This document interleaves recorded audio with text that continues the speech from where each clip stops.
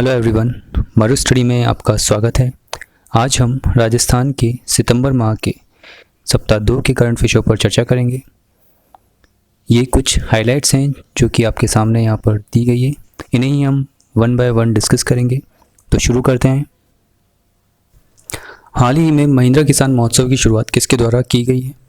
Option आपके सामने, Mahindra tractors, माया FM, स्वामी केशवानंद कृषि विश्वविद्यालय, 1 व 2 दोनों ही। तो यहाँ आंसर क्या हो जाएगा? महिंद्रा किसान महोत्सव की शुरुआत महिंद्रा ट्रैक्टर्स और माय एफएम के सहयोग से दोनों से ही के द्वारा ही की गई है। तो यहाँ आंसर हो जाएगा 1 व 2 दोनों ही। इस महोत्सव में किसान भाइयों को नई तकनीक से जोड़कर आत्मनिर्भरता की ओर ले जाने तथा साथ ही फसल के रखरखाव और सरकार की योजनाओं व ट्रैक्टर की तकनीकों से जुड़ी जानकारियाँ देने के लिए इस महोत्सव की शुरुआत की गई थी। साथ ही 94.3 माय एफएम के द्वारा और गीतांजलि यूनिवर्सिटी के द्वारा दोनों के सहयोग से माय सिटी टॉपर्स कार्यक्रम भी हाल ही में शुरू किया गया था, जिसमें साइंस मैथ्स 12वीं बोर्ड में 70% से अधिक अंक पाने वाले स्टूडेंट्स को Gitanjali institute of technical studies campus में सम्मानित किया जाएगा। तो ये भी आप ध्यान रख सकते हैं। साथ ही यहाँ पर एक क्वेश्चन कई बार पूछा गया है, तो आप ये भी ध्यान रखिएगा कि एफएम इसका मतलब क्या होता है? Frequency modulation, frequency modulation. और आपसे ये पूछा जा सकता है कि फ्रीक्वेंसी मॉड्यूलेशन की रेंज कहाँ से कहाँ तक होती है। तो आप लोगों ने जनरली ध्यान दिया होगा, जब भी आप मोबाइल फ़ोन से कोई भी चैनल को चूज़ करते हैं तो वहाँ पर रेंज लिखी हुई रहती है, और जनरली मोबाइल के अंदर ये रेंज कहाँ से कहाँ तक डिफाइन है? 87 मेगाहर्ट्ज़ से 108 मेगाहर्ट्ज़ तक। तो आप ये भी ध्यान रख सकते हैं। हाल ही में NSO सर्वे 2017-18 की रिपोर्ट के अनुसार उच्च शिक्षण संस्थान में नामांकन के लिए राजस्थान का कौन सा स्थान है? तो यहाँ पर NSO यानी कि नेशनल स्टैटिस्टिक ऑफिस, राष्ट्रीय सांख्यिकी कार्यालय द्वारा एक सर्वे 2017-18 की रिपोर्ट प्रस्तुत की गई है हाल ही में, और उसमें राजस्थान का नामांकन की दृष्टि से कौन सा स्थान है? 12वां स्थान है। साथ ही कुछ डाटा और भी हमारे सामने जो कि आपको ध्यान रखना है। जुलाई 2017 से जून 2018 की इस स्टडी के अंतर्गत देश के अंदर जो लिटरेसी रेट है, यानी साक्षरता रेट जो है, साक्षरता दर जो है वो कितनी है? 84.7%, और फीमेल्स की कितनी है? 70.3%। तो आप ये ध्यान रखिएगा। साथ ही केरला ने इस लिटरेसी रेट के अंदर टॉप किया है, उसके बाद में दिल्ली है, और यहाँ पर इनका परसेंटेज दे रखा है। अगर हम राजस्थान की बात करते हैं लिटरेसी रेट के अंदर, तो Rajasthan is the second worst performer, यानी कि सेकंड लास्ट पोजीशन पर है, और लिटरेसी रेट यहाँ पर कितनी दी गई है? 69.7%। इसके बाद में बिहार, तेलंगाना, उत्तर प्रदेश और मध्य प्रदेश का नंबर है। साथ ही रेशो अगर देखा जाए कि मेल लिटरेसी रेट और फीमेल लिटरेसी रेट कितनी है, तो उसमें आप पाएंगे कि मेल लिटरेसी रेट 80.8% है, जबकि फीमेल लिटरेसी रेट जो है वो 57.6% है, जो कि बहुत ही कम है। तो यहाँ पर ये रिपोर्ट हाल ही में प्रदर्शित की गई है, तो आप इसके बारे में ध्यान रखिएगा। हाल ही में सीमा सुरक्षा बल के राजस्थान फ्रंटियर का नया महानिरीक्षक किसे नियुक्त किया गया है? तो सीमा सुरक्षा बल यानी कि बॉर्डर सिक्योरिटी फोर्स के राजस्थान फ्रंटियर का नया महानिरीक्षक आयुष मणि तिवारी जी को नियुक्त किया गया है, तो इनका नाम आप ध्यान रखिएगा। साथ ही BSF के जो डायरेक्टर जनरल हैं वर्तमान में, उनका नाम भी आपको ध्यान रखना है। वो कौन है? राकेश अस्थाना जी, राकेश अस्थाना जी। तो इनका नाम भी आप ध्यान रख सकते हैं। हाल ही में UGC ने देश की टॉप 100 यूनिवर्सिटीज़ को आधिकारिक रूप से ऑनलाइन डिग्री कोर्स चलाने की मंजूरी दी है।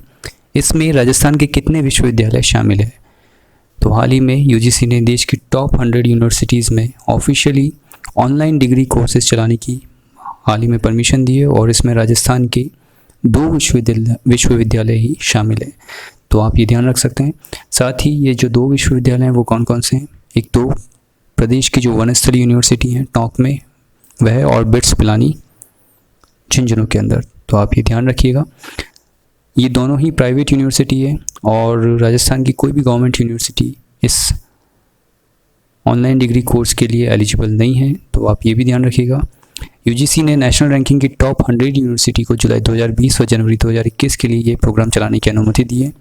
इस ऑनलाइन मोड में उन कोर्सेज़ को ही संचालित किया जाएगा जिनमें मौजूदा समय में रेगुलर मोड में पढ़ाया जा रहा है।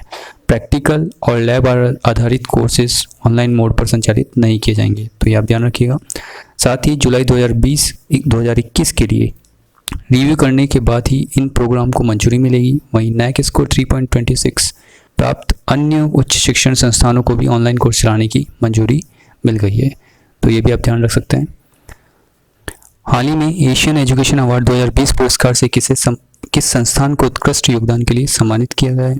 Maharana Pratap university of agriculture and technology, जो कि कहाँ स्थित है? उदयपुर में। हाल ही में सामुदायिक एवं व्यावहारिक विज्ञान कॉलेज MPUAT को शिक्षा में उत्कृष्ट योगदान के लिए एशियन एजुकेशन अवार्ड 2020 पुरस्कार के तहत most emerging higher education institute of the year award दिया गया है। साथ ही ये अवार्ड ऑनलाइन हुए एशियाई एजुकेशन अवार्ड समारोह में कॉलेज के अधिष्ठाता डॉक्टर मीनू श्रीवास्तव को दिया। कॉलेज के मानव विकास और पारिवारिक संबंध विभाग की उपाध्यक्षा डॉक्टर गायत्री तिवारी को innovative teacher of the year award दिया गया है, तो ये भी आप ध्यान रख सकते हैं। हाल ही में किस बाग परियोजना क्षेत्र के बाहरी बाग में तितलियों की 2 नई प्रजातियों की खोज की गई है? तो हाल ही में रणथंभौर के अंदर तितलियों की 2 नई प्रजातियों की खोज की गई है। रणथंभौर के बाहरी बाग में, यानी जो बाग परियोजना है उसके बाहरी बाग में इन तितलियों की खोज की गई है। यहाँ पर आप इनकी पिक पे देख सकते हैं।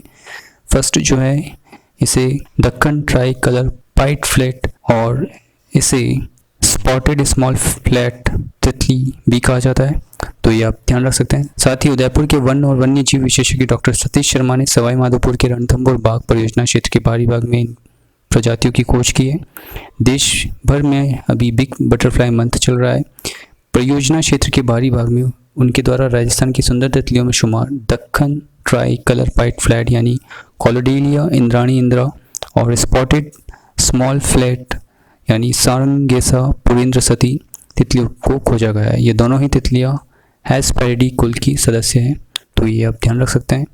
लोक देवता मेहाजी महाराज किसके समकालीन थे? तो मेहाजी महाराज जो कि पंचपीर में गिने जाते हैं, मेहाजी मांगलिया, ये किसके समकालीन थे?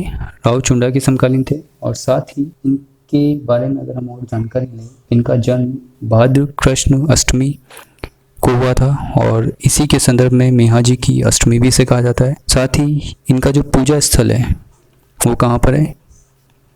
बापणी गांव जोधपुर के अंदर, तो आप ये भी ध्यान रखिएगा। साथ ही इनकी जो घोड़ा था उसका नाम क्या था? किरण काबरा, किरण काबरा, तो ये भी आप ध्यान रख सकते हैं। इसके साथ हाल ही में बुक में गलत तथ्य छापने के विषय पर ये चर्चा में था विषय, तो आप ये ध्यान रखिएगा। तो लोक देवता मेहाजी महाराज किसके समकालीन थे? राव चुंडा के समकालीन। और इनका पूजा स्थल कहाँ है? बापणी गांव जोधपुर में। और घोड़े का जो नाम था उसको क्या था? किरण काबरा, तो आप ये ध्यान रखिएगा। और इनका जन्म भाद्रपद की कृष्ण अष्टमी को हुआ था, तो इसे हम मेहाजी की अष्टमी भी कहते हैं और इसी दिन मेला भी लगता है, तो आप ये ध्यान रख सकते हैं। हाल ही में फोर्ब्स इंडिया मैगजीन ने किसके आयु ऐप को डिजिटल हेल्थ रिकॉर्ड के क्षेत्र में सराहनीय कार्यों को प्रकाशित किया है? तो हाल ही में फोर्ब्स इंडिया मैगजीन ने श्रेयांश मेहता के आयु ऐप को डिजिटल हेल्थ रिकॉर्ड के क्षेत्र में सराहनीय कार्यों को प्रकाशित किया है।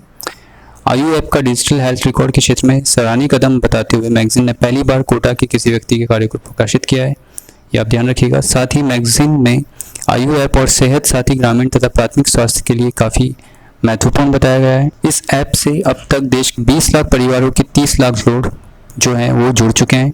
साथ ही इस ऐप को मेडकॉर्स की सहायता से बनाया गया था, तो आप ये भी ध्यान रख सकते हैं। के आयु ऐप के जरिए गाँव में ही मेडिकल स्टोर के माध्यम से शहर के डॉक्टरों का परामर्श और दवाइयाँ मिल रही है। और इसे हाल ही में किस मैगजीन के अंदर पब्लिश किया गया है? फोर्ब्स इंडिया मैगजीन के अंदर। और ये किसके द्वारा बनाई गई है? श्रेयांश मेहता के द्वारा। किसके सहयोग से? मेडकोर्स के सहयोग से। और ये कहाँ से बिलोंग करते हैं? कोटा से, तो ये आप ध्यान रख सकते हैं। हाल ही में किस विभाग द्वारा सत्याग्रह दिवस के उपलक्ष्य में प्रदेश के स्कूल कॉलेज एवं यूनिवर्सिटी स्टूडेंट्स के साथ साथ ओपन श्रेणी में 5 भाषाओं हिंदी, अंग्रेजी, पंजाबी, उर्दू एवं राजस्थानी में सत्यमेव जयते की थीम पर, ये आप ध्यान रखिएगा, सत्यमेव जयते की थीम पर राज्य स्तरीय online open mic poetry competition की शुरुआत की गई है।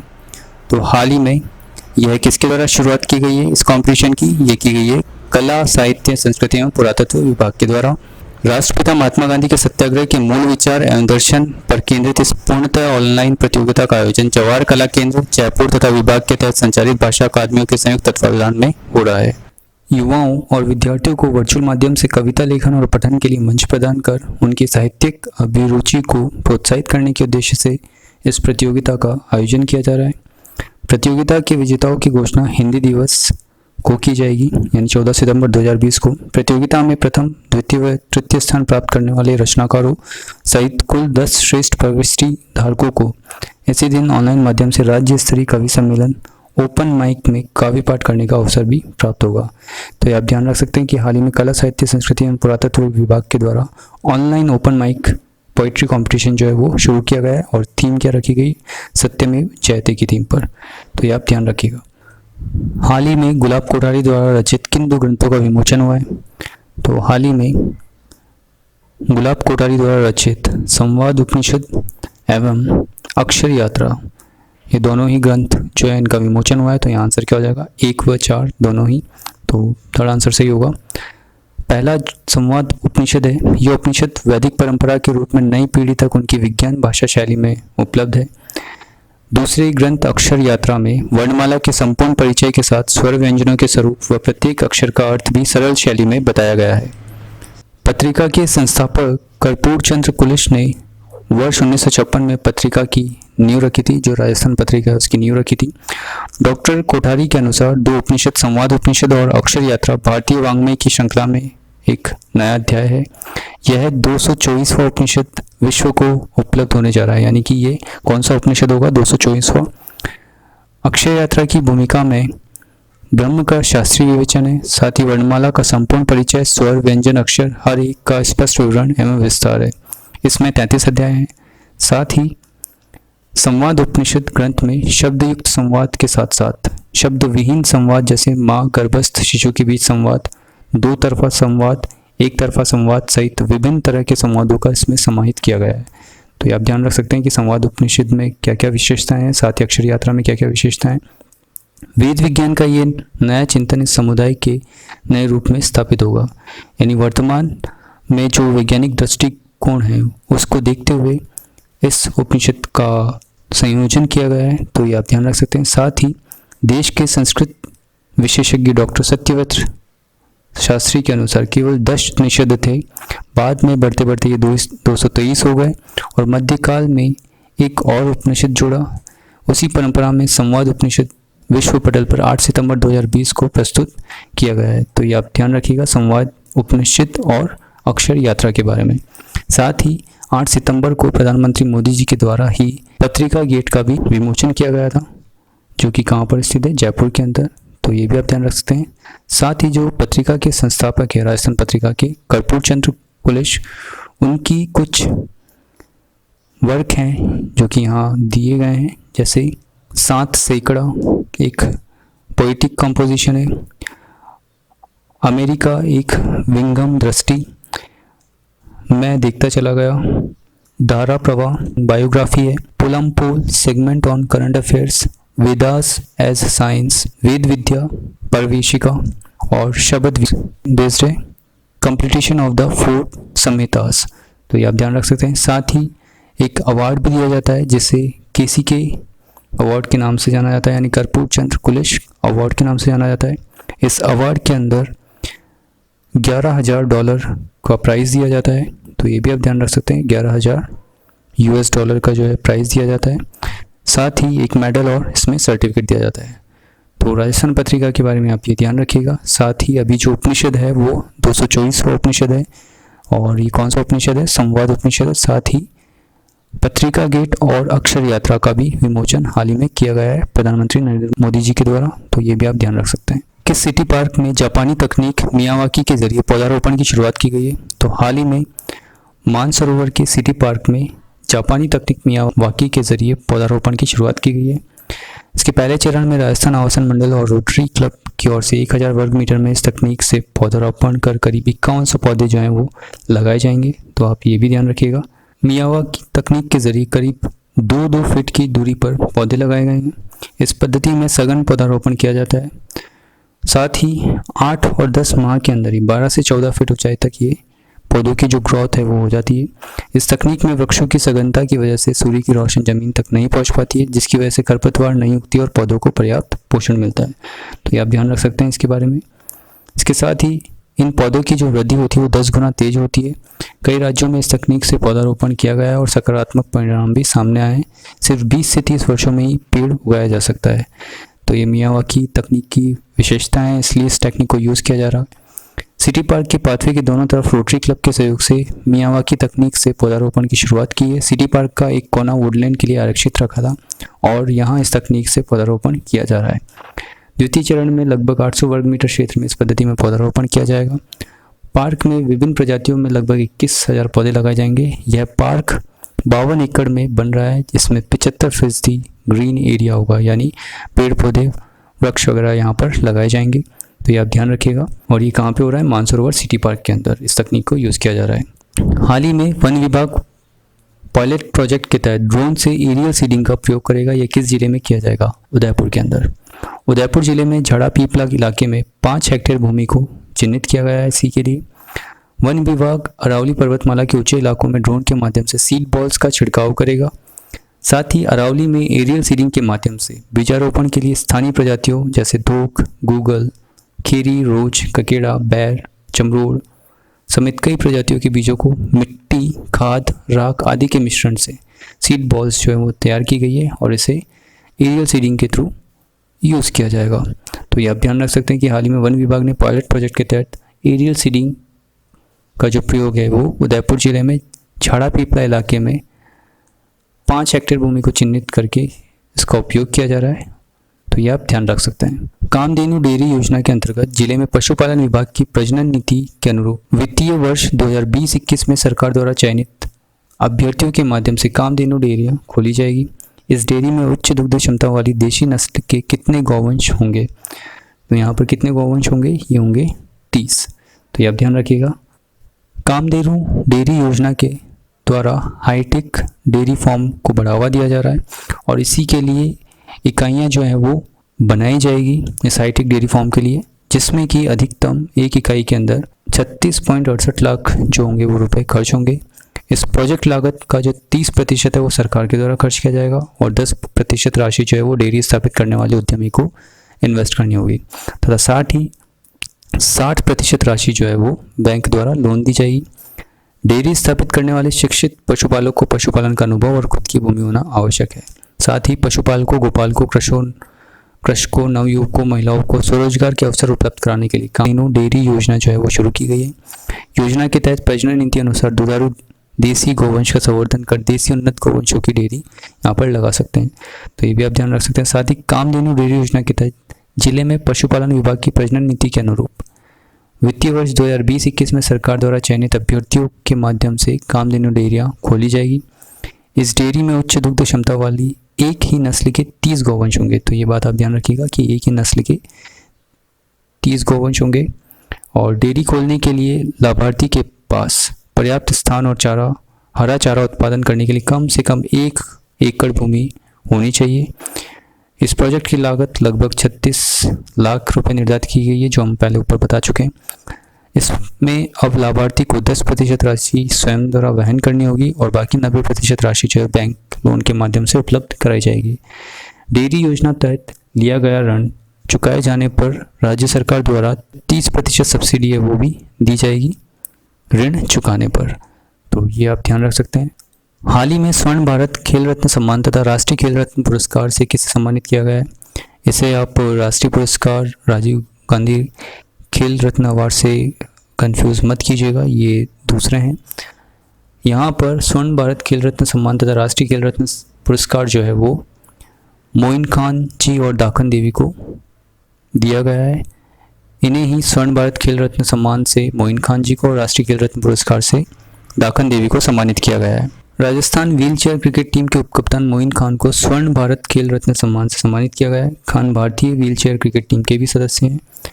प्रतिभा सम्मान प्रोग्राम ऑनलाइन जयपुर से आयोजित किया गया, तो ये भी आप ध्यान रख सकते हैं। साथ ही खेड़ली स्वर्ण भारत दिव्यांग कल्याण बोर्ड द्वारा खेल दिवस पर ऑनलाइन कार्यक्रम के दौरान खेड़ली की वार्ड 20 निवासी दाखन देवी को राष्ट्रीय खेल रत्न पुरस्कार से सम्मानित किया गया।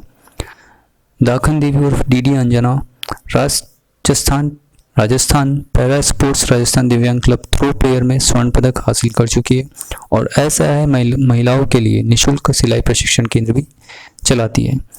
तो ये आप ध्यान रख सकते हैं इस पुरस्कार के बारे में, और इनके नाम आप ध्यान रखिएगा। मूसी रानी की छतरी किस ज़िले में स्थित है, आपको ये बताना है। तो यहाँ मूसी रानी की छतरी जो है वो किस ज़िले में स्थित है, अलवर ज़िले में। हाल ही में ये चर्चा में था क्योंकि यहाँ पर हाल ही में कैफेटेरिया खोलने के लिए बात की जा रही है और इसके लिए संग्रहालय अध्यक्ष को शीघ्र टेंडर निकालने के निर्देश भी दिए गए हैं। इसके अलावा नवंबर में मत्स्य उत्सव भी आयोजित किया जाएगा, तो ये भी आप ध्यान रख सकते हैं। और ये कहाँ पे आयोजित किया जाएगा, अलवर ज़िले में। मूसी रानी की छतरी का जो निर्माण है वो किसके द्वारा किया गया था, राजा विनय सिंह के द्वारा। और क्यों किया गया था, अलवर के शासक महाराजा बख्तावर सिंह और उनकी रानी मूसी की स्मृति में। रानी मूसी जो है वो सती हुई थी, तो आप ये भी ध्यान रख सकते हैं। उन्हीं की स्मृति में यह मूसी रानी की जो छतरी उसका निर्माण किया गया विनय सिंह जी के द्वारा, तो ये आप ध्यान रख सकते हैं। यहाँ पर ये पिक्चर दे रखी है, यही मूसी रानी की छतरी है। हाल ही में खेजड़ी की नई वैरायटी जो कांटे रहित है किस संस्थान के द्वारा खोजी गई है। तो हाल ही में खेजड़ी जो कि राजस्थान का राज्य वृक्ष भी है, इसकी नई वैरायटी जो कांटे रहित है central institute for added horticulture Bikaner के द्वारा खोजी गई है। इसका उत्पादन और खेत में विभिन्न फसलों के बीच परीक्षण जो है वो जोधपुर स्थित केंद्रीय शुष्क क्षेत्र अनुसंधान संस्थान यानी कि काजरी में किया जा रहा है। ये खिचड़ी कांटे रहित है और इसमें 2 साल बाद ही सांगरी आ जाती है, जो परंपरागत खिचड़ी से अधिक स्वादिष्ट एवं पौष्टिक है। नई सांगरी में कार्बोहाइड्रेट की मात्रा अधिक पाई गई है। इसकी पत्तियां भी घनी हैं जो जानवरों के लिए बेहतर चारा भी बनती है, तो ये आप ध्यान रखिएगा। साथ ही सामान्यतः कांटे वाली खिचड़ी का पेड़ जो है वो 10 से 12 फीट तक का होता है, जिस पर चढ़कर सांगरी तोड़नी पड़ती है। लेकिन कांटे रहित खिचड़ी का पौधा जो है वो 5 से फीट का ही रहता है और इंसान खड़े खड़े ही सांगरी तोड़ सकता है। तो ये सब कुछ इनकी विशेषता है, तो ये आप ध्यान रख सकते हैं। साथ ही नई खिचड़ी का नाम नहीं बदलेगा, खिचड़ी की नई मिली वैरायटी की स्पीशीज भी नहीं बदलेगी, इसलिए इसका नाम भी खिचड़ी यानी प्रोसोपिस सिनेरिया ही रहेगा, तो ये आप ध्यान रख सकते हैं। और ये राजस्थान का राज्य वृक्ष भी है। साथ ही काजरी में मूंग के खेतों के सहारे कांटे रहित खिचड़ी को उगाया गया है। इसका मोठ, बाजरा सहित विभिन्न फसलों के साथ परीक्षण किया जा रहा है ताकि किसानों की आमदनी बढ़ाई जा सके। पुरानी खिचड़ी पर कलिका संवर्धन से कांटे रहित खिचड़ी की कलिका को निकालकर पुरानी खिचड़ी पर रोपित कर देते हैं। करीब 1 पखवाड़े बाद नई खिचड़ी आना शुरू हो जाती है। यह खिचड़ी बीकानेर से मंगाई गई है और वर्तमान में जो काजरी जोधपुर के निदेशक हैं, डायरेक्टर हैं, वो उनका नाम क्या है, डॉक्टर ओपी यादव। तो इनका नाम भी आप ध्यान रखिएगा और खिचड़ी के बारे में ध्यान रखिएगा। हाल ही में किस जिले में विकास को गति देने के लिए सरकार की ओर से सूक्ष्म एवं लघु उद्योग को बढ़ावा देकर लोगों को रोजगार उपलब्ध कराने के लिए उनियारा तहसील में औद्योगिक क्षेत्र स्थापित किया जाएगा। तो हाल ही में किस जिले में स्थापित किया जाएगा, टोंक जिले के अंदर, तो ये आप ध्यान रख सकते हैं। उनियारा तहसील औद्योगिक क्षेत्र में मसाला उद्योग, कृषि उपकरण, ऑयल मिल व खाद्य प्रसंस्करण आदि की इकाइयाँ स्थापित की जाएगी। उनियारा में औद्योगिक क्षेत्र स्थापित हो जाने से जिले में अब इनकी संख्या भी कितनी हो गई, 7। साथ ही इसमें टोंक, देवली, मालपुरा में 1-1 व निवाई में 3 औद्योगिक क्षेत्र हैं और उनियारा में 1, तो कुल मिला के कितनी हो जाएगी, 7। वन विभाग की ओर से शहर के वन क्षेत्र में नगर वन बनाने की भी तैयारी चल रही है। तो ये भी आप ध्यान रख सकते हैं कि वन क्षेत्र में नगर वन बनाने की जो कोशिश है वो कहाँ पे की जा रही है, टोंक जिले में। और कहाँ पे बनाया जाएगा, ये अस्थल रोड स्थित अंधेरिया बाग के अंदर, तो ये भी आप ध्यान रख सकते हैं। खरमोर किस जिले का शुभंकर है, ये हमें बताना है। तो खरमोर हाल ही में यूज़ में था और ये किस जिले का शुभंकर है, अजमेर जिले का। हाल ही में पर्यावरण मंत्रालय, विश्व वन्य जीव संगठन और भारतीय वन्य जीव संस्थान के प्रयासों से इनक्यूबेटर में खरमोर के अंडों का निषेचन कराकर 2 चूजों की ब्रीडिंग कराई गई है। वन्य क्षेत्र और वन संपदा में लगातार कमी से पशु पक्षियों पर जबरदस्त असर पड़ा है, इसी के चलते हाल ही में ये ब्रीडिंग कराई गई है। खरमोर जनरली जो है वो अजमेर जिले के सोकलिया, कोयला, रामसर, मांगलियावास, केकड़ी के कुछ क्षेत्रों में ही रहता है, तो ये आप ध्यान रख सकते हैं। मूलतः प्रवासी पक्षी कहा जाने वाला खरमोर इन्हीं इलाकों के हरे घास के मैदानों, झाड़ियों युक्त उबड़ खाबड़ क्षेत्र में दिखता रहा है।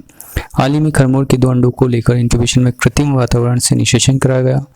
इनसे 2 चूजे निकले और इन्हीं के लिए प्राकृतिक भोजन की व्यवस्था भी की गई है। इन्हें फिलहाल इंक्यूबेटर में प्राकृतिक वातावरण की तरह तापमान में रखा गया है।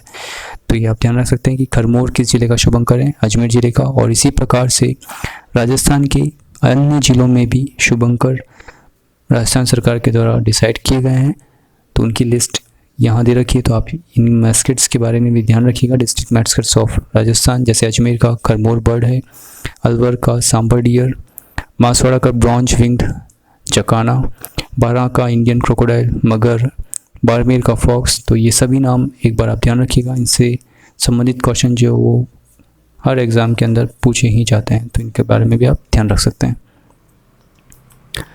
हाल ही में सरसों अनुसंधान निदेशालय के वैज्ञानिकों ने सरसों की कितनी नई किस्में तैयार की है?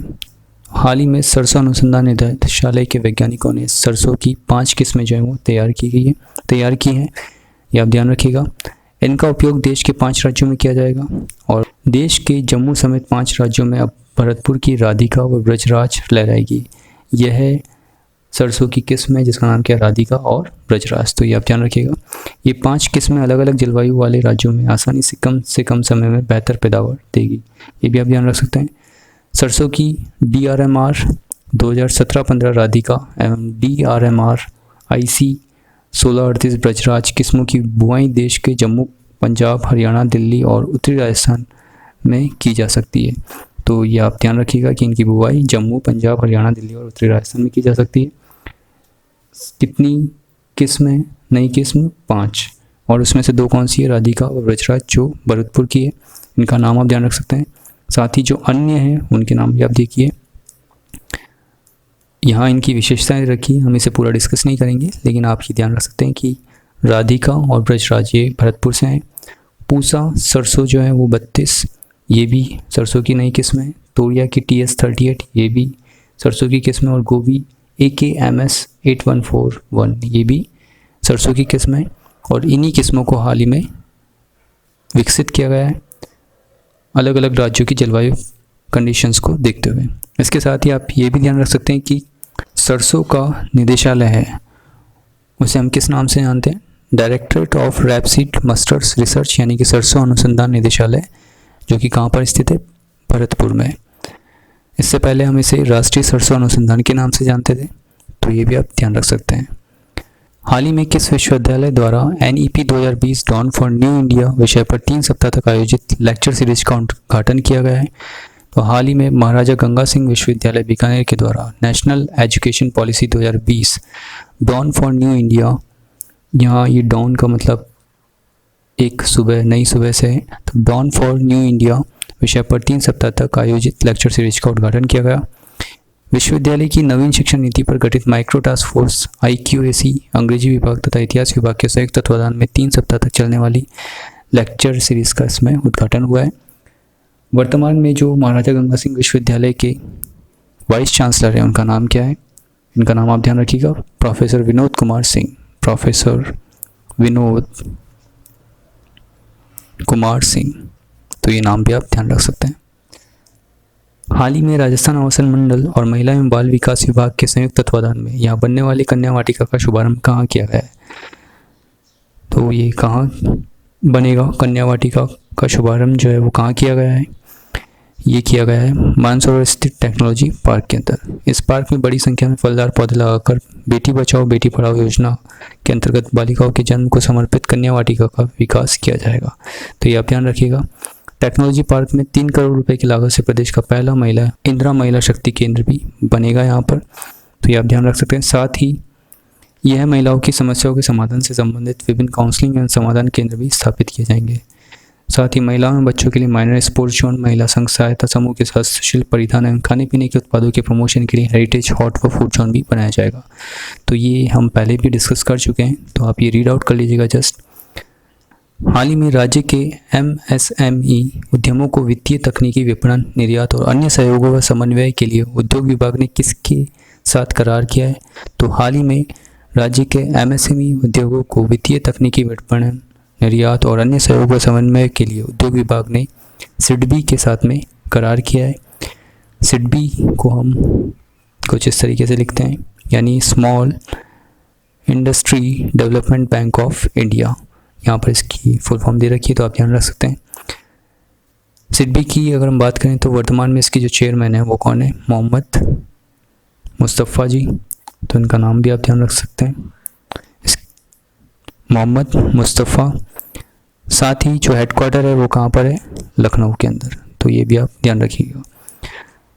राजस्थान उद्योग विभाग जरूरतमंद माइक्रो स्मॉल और मीडियम इंटरप्राइजेस के लिए यानी एमएसएमई के लिए वित्तीय उत्पादों तक पहुंच बढ़ाने और अनुकूल माहौल बनाने के लिए राजस्थान उद्योग विभाग और भारतीय लघु उद्योग विकास बैंक यानी स्मॉल इंडस्ट्री डेवलपमेंट बैंक ने साथ में मिलकर परियोजना प्रबंधन इकाई यानी PMU प्रोजेक्ट मैनेजमेंट यूनिट की स्थापना के लिए एक MOU किया है। तो ये आप ध्यान रख सकते हैं। सिडबी के सहयोग से प्रदेश में नवोन्वेषी क्लस्टर आधारित अप्रोच को बढ़ावा दिया जाएगा। इसके लिए शोध व अध्ययन, नए MSME उद्योगों की स्थापना, प्रशिक्षण, मार्गदर्शन और मौजूदा हालातों का मूल्यांकन किया जाएगा। इससे MSME उद्योगों को प्रोत्साहन मिल सकेगा। साथ ही सिडबी के साथ मिलकर प्रदेश में डिजिटल प्लेटफॉर्म भी तैयार किया जाएगा ताकि PSB loans in 59 minute stock exchange में लिस्टिंग, जेम्स, ई-कॉमर्स जैसे मौजूदा और भविष्य में आने वाले प्लेटफॉर्मों का लाभ प्राप्त कर सके। राज्य में MSME का डेटाबेस भी तैयार किया जाएगा ताकि उन्हें आवश्यकता अनुसार मार्गदर्शन व सहयोग दिया जा सके। पायलट प्रोजेक्ट के तौर पर सिडबी के अधीन हाल ही में 11 राज्यों में PMU को संचालित करने के लिए एक विशेषज्ञ एजेंसी की नियुक्ति की गई है। सिडबी ने ग्रांट थॉम्पटन को परमादर्शिता एजेंसी बनाया है जो राज्य सरकार के समन्वय बनाने हेतु उद्योग आयुक्त की अध्यक्षता में गठित उच्च स्तरीय समिति की रिपोर्ट देगी। तो ये आप ध्यान रखिएगा, ग्रांट थॉम्पटन को इन्होंने एक एजेंसी बनाया है जो कि राज्य सरकार से समन्वय करते हुए उद्योग आयुक्त की अध्यक्षता में गठित उच्च स्तरीय समिति को रिपोर्ट देगी। तो ये आप ध्यान रख सकते हैं कि हाल ही में राज्य के MSME उद्योगों को वित्तीय, तकनीकी, विपणन, निर्यात और अन्य सहयोग व समन्वय के लिए उद्योग विभाग ने सिडबी के साथ में करार किया है। यह आप ध्यान रखिएगा। हाल ही में राज्य के प्रशिक्षण केंद्रों के लिए प्रशिक्षण तथा आम जन को जानकारी देने के लिए मुख्यमंत्री द्वारा एक डॉक्यूमेंट्री जारी की गई है। इस डॉक्यूमेंट्री की पटकथा, संवाद तथा निर्देशन किसके द्वारा किया गया है? तो डॉक्यूमेंट्री एक छोटी सी फिल्म होती है जो अदर फिल्म्स की जैसे नहीं होती है, जो कि हम थिएटर्स वगैरह के अंदर देखते हैं। यह डॉक्यूमेंट्री मुख्यमंत्री अशोक गहलोत जी के द्वारा जारी की गई है और ये किसके ऊपर बेस्ड है? राज्य के प्रशिक्षण केंद्रों के लिए प्रशिक्षण तथा आम जन को जानकारी देने के लिए। और ये किसके द्वारा इसे निर्देशित, संवाद और पटकथा इसकी लिखी गई है? तो ये है श्री रमेश जी सांखला के द्वारा। सरकारी खरीद में पारदर्शिता, मितव्ययिता और दक्षता बरतने के संदेश के साथ राजस्थान लोक उपापन में पारदर्शिता अधिनियम 2012 की वित्त विभाग द्वारा अनुमोदित स्क्रिप्ट पर 14 एपिसोड में बनी इस 7 घंटे की डॉक्यूमेंट्री में सरकार खरीद में अनिवार्य RTPP एक्ट और रूल्स को सरल भाषा में समझाया गया है। डॉक्यूमेंट्री की पटकथा, संवाद तथा निर्देशन सार्वजनिक निर्माण विभाग के वित्तीय सलाहकार श्री रमेश सांखला द्वारा किया गया है। तो ये आप ध्यान रख सकते हैं। यहाँ RTPP का मतलब क्या हो जाएगा? ये कौन सा एक्ट है? Rajasthan transparency in public procurement. Rajasthan transparency in public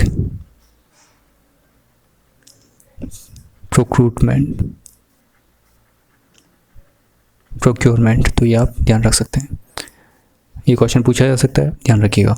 हाल ही में अंतर्राष्ट्रीय साक्षरता दिवस के अवसर पर किसके द्वारा 8 सितंबर को 10 सितंबर तक ऑनलाइन लर्निंग क्लासेस बीजाक्षर का आयोजन किया गया?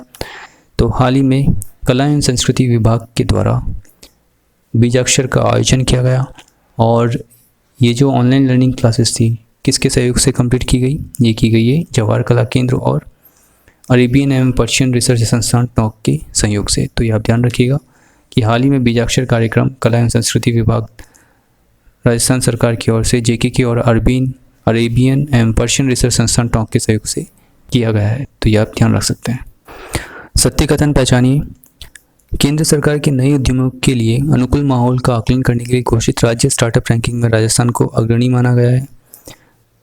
गुजरात को सर्वोत्तम बताया गया है। साथ ही कर्नाटक तथा केरल को शीर्ष स्थान दिया गया है। केंद्र शासित प्रदेशों में अंडमान एवं निकोबार द्वीप समूह सर्वोत्तम घोषित किए गए हैं।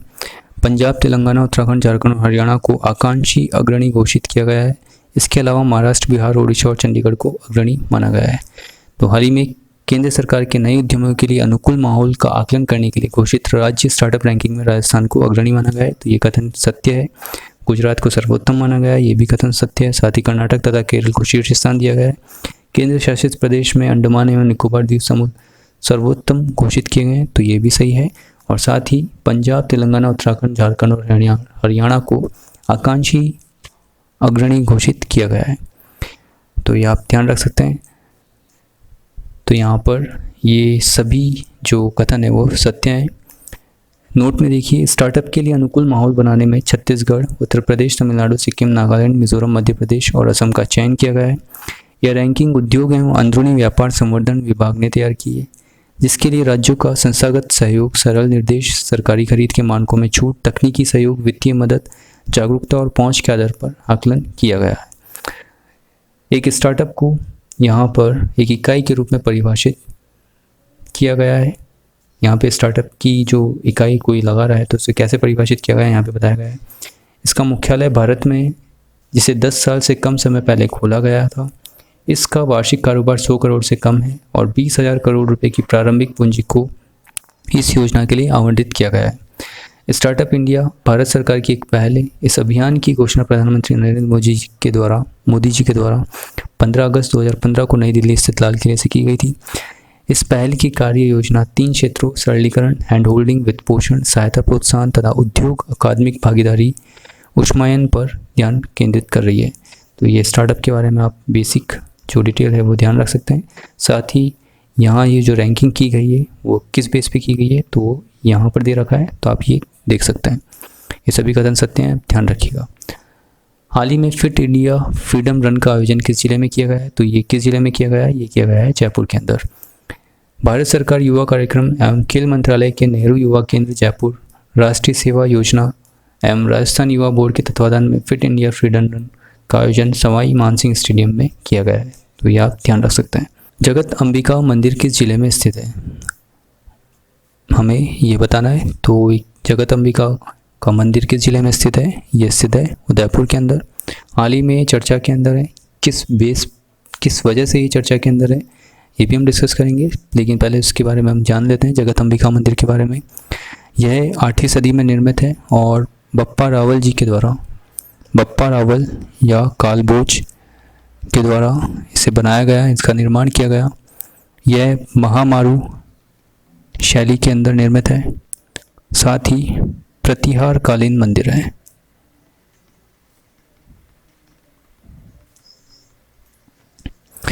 यह शक्तिपीठ के रूप में भी जाना जाता है, तो ये भी आप ध्यान रख सकते हैं। साथ ही उदयपुर के जगत गांव में, जो कि कहाँ स्थित है? आहड़, उदयपुर में। ये 8वीं सदी में निर्मित मंदिर है, तो इसके बारे में ध्यान रखिएगा। हाल ही में क्यों न्यूज़ के अंदर है? क्योंकि कंगना रनावत है, जो कि फिल्म अभिनेत्री हैं, जिन्हें कि नेशनल अवार्ड से भी सम्मानित किया गया है। उनकी कुलदेवी अंबिका माता को माना जाता है और इसी के चलते हाल ही में ये न्यूज़ के अंदर था। जगत अंबिका मंदिर को मेवाड़ का खजुराहो भी कहा जाता है, तो आप ये भी ध्यान रखिएगा। कुछ स्टेटमेंट है जो हमें ध्यान में रखने हैं। हाल ही में हरिश्चंद्र माथुर राजस्थान लोक प्रशासन संस्थान जयपुर की न्यू होटल बिल्डिंग को एस्थेटिक रूप देने के उद्देश्य से श्री गोपाल स्वामी केंतांची द्वारा महात्मा गांधी की कलाकृति OTS को भेंट की गई है। यह कलाकृति श्री गोपाल स्वामी केंतांची के मार्गदर्शन में श्री हरिराम कुमावत द्वारा बनाई गई है। OTS द्वारा राजस्थान कैडर के सभी प्रशासनिक सेवा के अधिकारियों एवं राजस्थान राज्य सेवाओं के अधिकारियों की आधारभूत संस्थागत एवं मिड कैरियर ट्रेनिंग यहाँ पे प्रदान की जाती है। इस कलाकृति में अहिंसा, शांति, सत्यम, अमृतत्व के प्रतीक महात्मा गांधी जी के पास में 3 कौवे दर्शाए गए हैं। तो ये फ़ोटो है जो कि हाल ही में OTS को भेंट की गई है। किसके द्वारा? स्वामी केंतांची के मार्गदर्शन में श्री हरिराम कुमावत द्वारा निर्मित इस मूर्ति को OTS को हाल ही में भेंट किया गया है, तो ये आप ध्यान रख सकते हैं। चिकित्सा एवं स्वास्थ्य मंत्री डॉक्टर रघु शर्मा ने सोमवार को अपने निजी आवास से प्रदेश के 3 जिलों में कोरोना की जागरूकता के लिए चलाई जा रही मोबाइल प्रचार प्रसार रथों को हरी झंडी दिखाकर रवाना किया। UNFPA, United nation population fund, rural electrification corporation REC और राष्ट्रीय स्वास्थ्य मिशन के सहयोग से अलवर, जोधपुर और अजमेर जिले में विशेष जागरूकता रथ भेजे जा रहे हैं। यह रथ आगामी 6 अक्टूबर तक तीनों जिलों के कोरोना संक्रमण प्रभावित क्षेत्रों, तहसीलों, मुख्यालयों और 100 राजस्व गांवों में जाकर आमजन को कोरोना के प्रति जागरूक करेंगे, तो ये आप ध्यान रखेंगे। यहाँ पर मिस कॉल रेडियो नौबत बाजा के बारे में आमजन को जानकारी दी जाएगी। आमजन नौबत बाजा के मोबाइल 7733959595 पर मिस कॉल देकर स्वास्थ्य संबंधी आवश्यक जानकारी प्राप्त कर सकते हैं। यहाँ पर ये ध्यान रखिएगा कि ये जो मिस कॉल रेडियो है नौबत बाजा, ये हाल ही में लॉन्च किया गया था। इसमें स्वास्थ्य संबंधी जो सूचनाएं हैं, स्वास्थ्य संबंधी जागरूकता जो है वो बड़े ही इनोवेटिव वे के अंदर गाकर, नाट्य प्रस्तुति देकर बताई जाती है। तो आप ये ध्यान रखिएगा, मिस कॉल रेडियो नौबत बाजा के ज़रिए स्वास्थ्य संबंधी आवश्यक जानकारी बड़े इनोवेटिव वे के अंदर दी जाती है। तो आप ये भी ध्यान रख सकते हैं, इसका नाम ध्यान रखिएगा आप, नौबत बाजा। प्रदेश के स्वामी विवेकानंद राजकीय मॉडल स्कूलों और महात्मा गांधी राजकीय विद्यालयों में अब कक्षाओं का संचालन ऑनलाइन किया जाएगा। राजस्थान स्कूल शिक्षा परिषद ने इस संबंध में निर्देश जारी किए हैं, तो ये आप ध्यान रखिए। राजस्थान में मथुरा दास अवार्ड 27 साल से लगातार दिया जा रहा है और हाल ही में सीनियर, जूनियर और सब जूनियर कैटेगरी में हर साल के बेस्ट क्रिकेटर्स को ये अवार्ड दिया जाता है। 2019-20 के लिए ये अवार्ड अशोक मिनारिया, हितेश पटेल और साहिल भास्कर को मिला है। 59 खिलाड़ियों में अशोक मिनारिया अकेले खिलाड़ी है जिन्होंने ये अवार्ड तीसरी बार जीता है, तो इनका नाम आप ध्यान रख सकते हैं। यानी कि इन्हें सीनियर, जूनियर और सब जूनियर कैटेगरी में ये अवार्ड मिल चुका है। इसके अलावा 11 खिलाड़ी को ये 2 बार के जिनके नाम यहाँ पर दिए हुए हैं, तो आप ये ध्यान रख सकते हैं। नाम याद करने की ज़रूरत नहीं है, बस केवल अशोक मिनारिया का नाम ध्यान रख सकते हैं। राजस्थान विश्वविद्यालय जयपुर में प्रोफेसर राजीव जैन और पंडित दीनदयाल उपाध्याय शेखावटी विश्वविद्यालय सीकर में प्रोफेसर भागीरथ सिंह को कुलपति नियुक्त किया गया है हाल ही में। श्री जैन जो है प्रोफेसर राजीव जैन, वो कोटा विश्वविद्यालय कोटा में वाणिज्य एवं प्रबंधन विभाग के डीन है। साथ ही श्री भागीरथ सिंह जी महाराजा गंगा सिंह विश्वविद्यालय बीकानेर के पूर्व कुलपति भी हैं, तो इनका नाम आप ध्यान रख सकते हैं कि राजस्थान विश्वविद्यालय के अभी वर्तमान में जो वाइस चांसलर है वो कौन नियुक्त किए गए हैं, प्रोफेसर राजीव जैन। और पंडित दीनदयाल उपाध्याय शेखावटी विश्वविद्यालय के जो कुलपति हैं वो किसे नियुक्त किया गया है, प्रोफेसर भागीरथ सिंह जी को।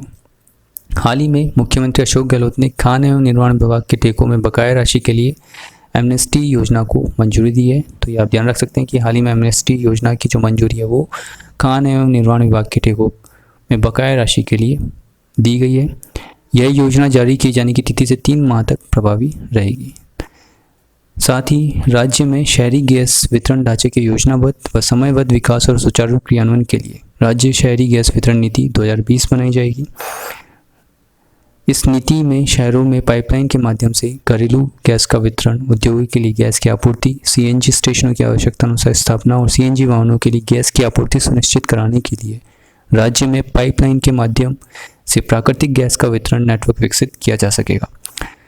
वर्तमान में जो CS माइंस पेट्रोलियम व चेयरमैन है राजस्थान राज्य गैस लिमिटेड के, उनका नाम क्या है, डॉक्टर सुबोध अग्रवाल। तो हाल ही में राज्य शहरी गैस वितरण नीति 2020 जो है वो बनाई जाएगी, तो ये आप ध्यान रख सकते हैं। इसी के साथ हम इस वीडियो को यहीं समाप्त करते हैं। अगर आपको हमारा ये कंटेंट अच्छा लगा है तो इस वीडियो को लाइक कीजिए, अपने फ्रेंड्स के साथ में शेयर कीजिए, तो साथ ही अगर आपने हमारे इस चैनल को अभी तक सब्सक्राइब नहीं किया है तो इसको सब्सक्राइब कर लीजिए। साथ ही नए वीडियो की नोटिफिकेशन पाने के लिए बेल आइकन को प्रेस करना भी ना भूलें। तो मिलते हैं नेक्स्ट वीडियो में। Thanks for watching it. Peace out.